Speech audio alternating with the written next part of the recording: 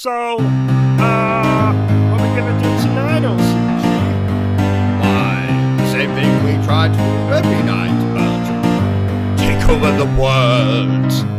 I mean, Twitch, take over Twitch. Ladies and gentlemen, boys and girls, welcome to Obsessive Compulsive Gaming.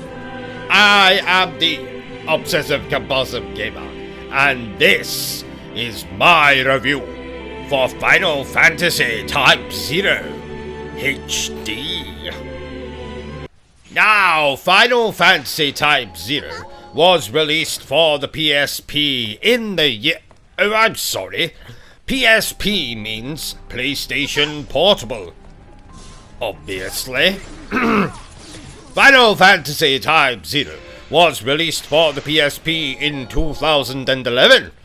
Final Fantasy Type-0 HD, which I am reviewing for you good people today, was released for the PlayStation 4 and that damned Xbox thing in 2015.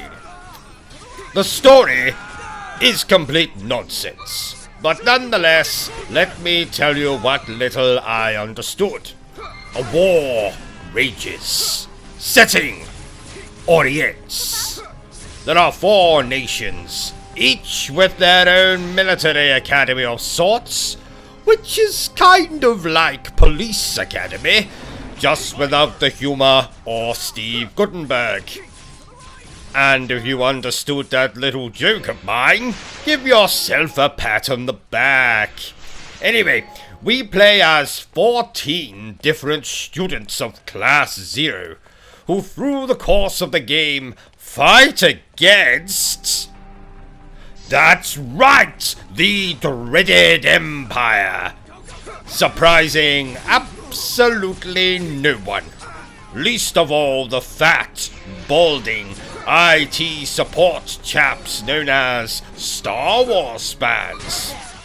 And, speaking of Star Wars, some of the conversations in the game reminded me of the Senate hearings from the Star Wars prequel trilogy, which you might see as a bad thing, but I think it speaks to how intelligent and mature Final Fantasy Type-0 truly is. The fact I couldn't understand any of the nonsense is besides the point. And anyway, it still makes more sense than Cyberpunk 2077. Now, you might be thinking to yourself, we play as 14 characters? Surely we can just focus on a few in terms of leveling up, etc. To which I say to you, wrong. If you want to stand any chance of getting through this game, you are going to have to level most, if not all 14 of those characters. More on that later. This is one of the more serious entries in the Final Fantasy series. Less than 10 minutes into this game, a Chocobo, that's right, a Chocobo is dead.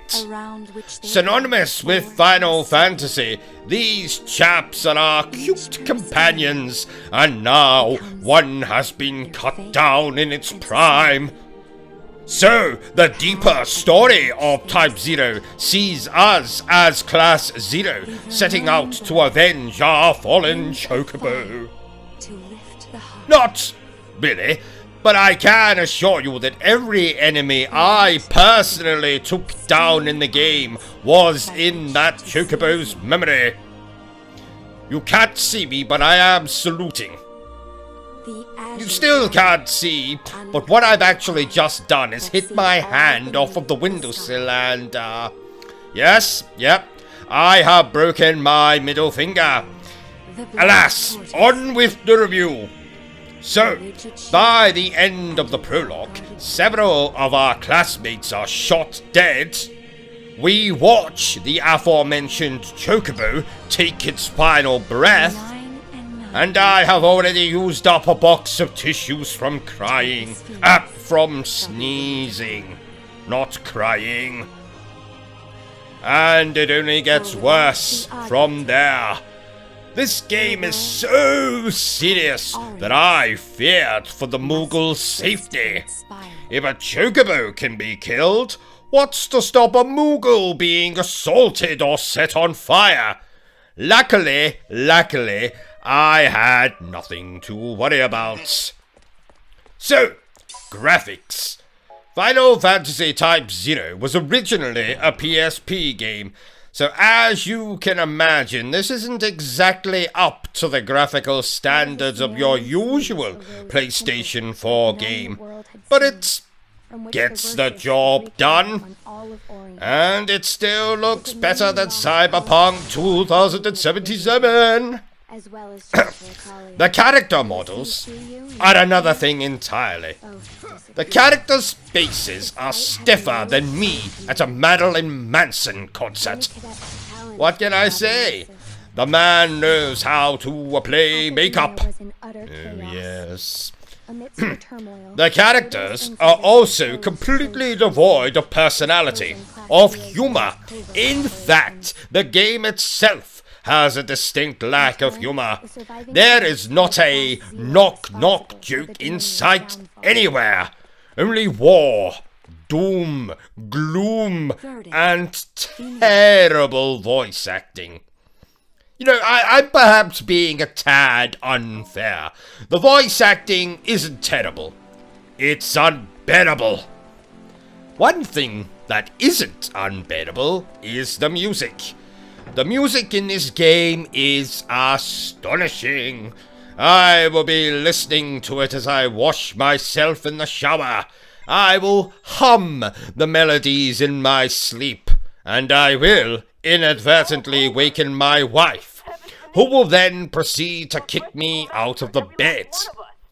What I'm saying is, the music is great, and 1,000 times better than the music in Cyberpunk 2077.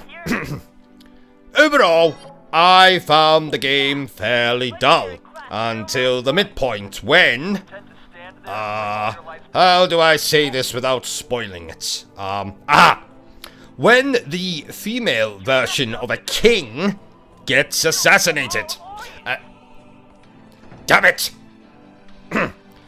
The story picks up after that and is pretty consistent until the end.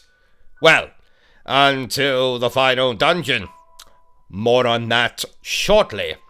Something else to bear in mind, to see the full story of this game, you're going to have to play it at least twice.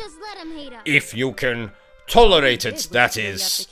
Though, like a family gathering gone wrong because some lunatic with a chainsaw has turned up, I had to see this story through to the bitter end, and trust me, the end is very bitter.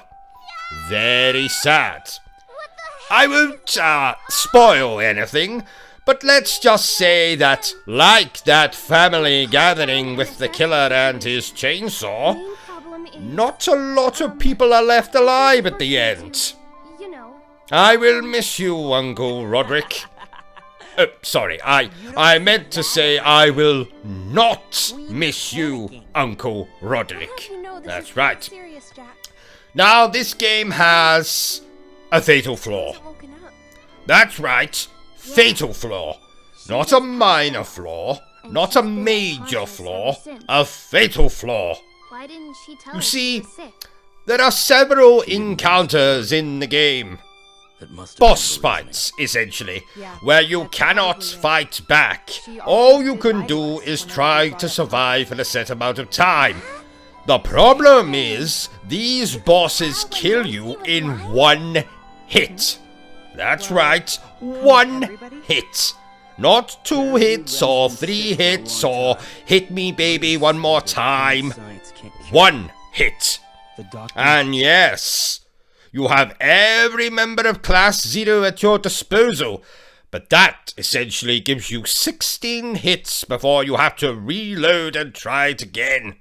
Trust me, sounds easy, but it is not. Not to mention that there are certain enemies in the game that can one-shot you, leading to frustration. Broken controllers and broken windows as you throw said broken controllers to it. But let's say you persevere with the game. You get yourself to the final dungeon. Well, what then? Well, then the game's difficulty rears its ugly, misshapen head. I had to force myself through it for the sake of this review, but it is far worse than I remember from playing the game back in 2015. I'd like to say it's worth it for the ending, but no, not at all. Therefore, I am going to give Final Fantasy Type-0 HD a 6 out of 10. So that basically means, ladies and gentlemen, I do not rate this game very highly. In fact, in terms of the Final Fantasy series, I don't think this game would make it into even my top 15 Final Fantasy games. Obviously, if you're a Final Fantasy fanatic like I am, and you've not played this game somehow, then if you can find it inexpensively, then I suggest maybe giving it a go. For the rest of you, flush it down the toilet and forget you ever laid eyes upon it. And there you are, ladies and gentlemen, my review for Final Fantasy Type-0 HD. If you've enjoyed this little review of mine, don't forget to give me a thumbs up. If you didn't enjoy it, well then, feel free to give me a thumbs down. Feel free to leave some abuse for me in my comment section. And remember to hit that like button. Remember to subscribe. Remember to check out my Twitch when I stream most days of the week. But above all, remember the most important thing, and that is to stay obsessed with gaming. Yes.